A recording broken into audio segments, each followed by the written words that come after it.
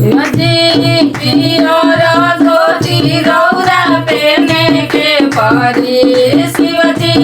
पियर धोती रौरा पहने के परी शिवजी दुल्हा दामाद रौरा बने के परी शिवजी दुल्हा दामाद रौरा बने के परी शिवजी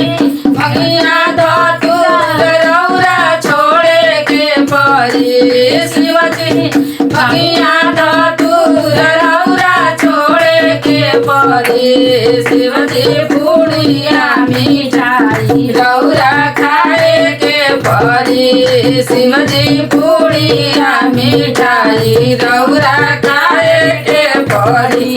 शिवजी पियर धोती रौरा पहने के परी शिवजी पियर धोती रौरा पहने के परी शिवजी दुल्हा दामाद रौरा बने के परी शिवजी दुल्हा दामाद रौरा बने के परी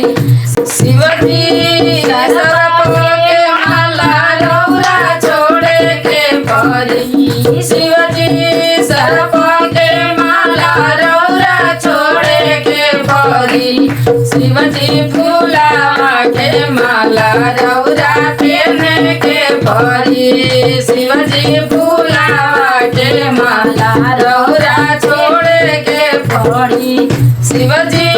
बियगा के छाला रौरा छोड़े के परी शिवजी बंगा के छाला रौरा छोड़े के परी शिवजी पियर पीतम्बर रौरा पहने के परी शिवजी पियर पीतम्बर रौरा पहने के परी शिवजी लीलरा चंदनवा रौरा छोड़े के परी शिवजी लीलरा चंदनवा रौरा छोड़े के परी शिवजी माथा पर महुरिया रौरा बांधे के परी शिवजी माथा पर महुरिया रौरा बांधे के परी।